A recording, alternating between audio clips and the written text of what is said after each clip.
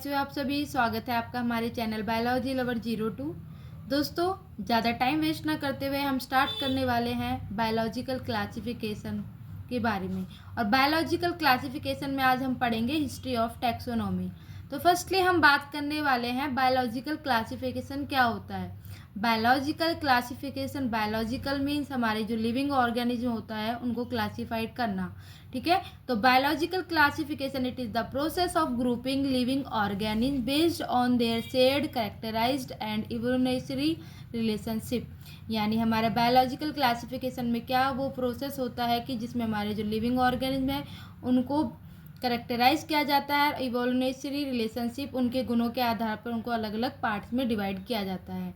ठीक है, तो बायोलॉजिकल क्लासिफिकेशंस में हमारे जो पार्ट्स हैं वो है हमारा हिस्ट्री ऑफ टैक्सोनॉमी, जिसको आज हम पूरा कवर करने वाले हैं।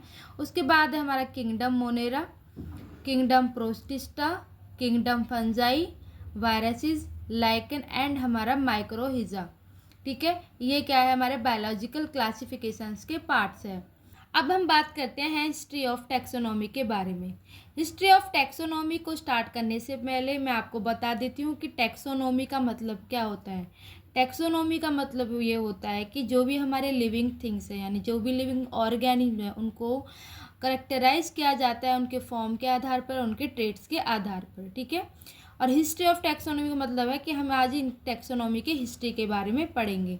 ठीक है, तो आइए स्टार्ट करते हैं हिस्ट्री ऑफ टैक्सोनॉमी के बारे में। फर्स्टली कौन साइंटिस्ट था जिसने हमारे हिस्ट्री ऑफ टैक्सोनॉमी पर रिसर्च करा था। फर्स्टली जो हमारा जो साइंटिस्ट था वो था हमारा एरिस्टोटले। एरिस्टोटले 384 यानी 384 ईसा पूर्व, ठीक है, उन्होंने एक खोज करी थी जिसमें उन्होंने टैक्सोनॉमी के बारे में बताया था। तो पहले तो हम बात कर लेते कि एरिस्टोटले थे कौन। Aristotle father of biology and father of zoology. जो हमारे एरिस्टोटले थे वो फादर ऑफ बायोलॉजी थे और फादर ऑफ जूलॉजी थे। ठीक है, ही क्लासिफाइड एनिमल्स इनटू 2 ग्रुप्स। उन्होंने क्या करा, उन्होंने क्लासिफाइड करा एनिमल्स को 2 पार्ट्स में। ठीक है, फर्स्टली तो उन्होंने करा रेड ब्लड एनिमल्स में, दूसरा करा उन्होंने नॉन रेड ब्लड एनिमल्स में।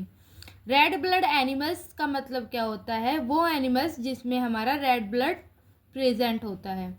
दूसरा नॉन रेड ब्लड एनिमल्स का मतलब क्या होता है, जिनमें रेड ब्लड प्रेजेंट नहीं होता, लाइक उनमें येलो या फिर ग्रीन कलर में ब्लड प्रेजेंट होता है।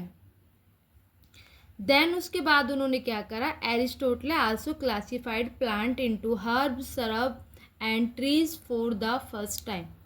एरिस्टोटले ने क्या करा, प्लांट्स को भी क्लासिफाइड करा, एक तो हर्ब पार्ट में, सर्ब पार्ट में और ट्रीज पार्ट में।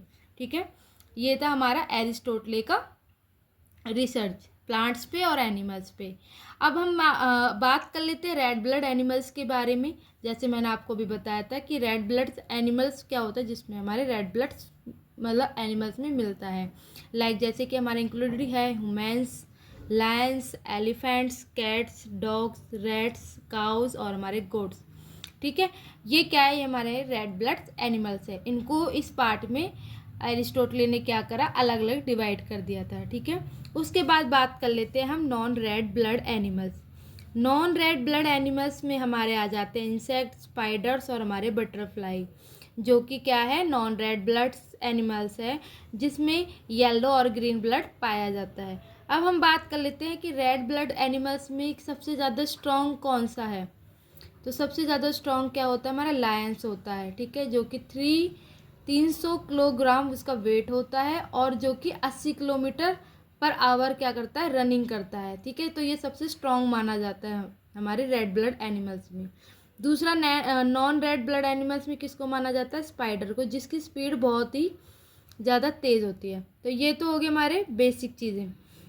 अब बात कर लेते हैं हम प्लांट्स के बारे में कि उन्होंने प्लांट्स को 3 पार्ट्स में डिवाइड करा था। Divide plants in 3 parts.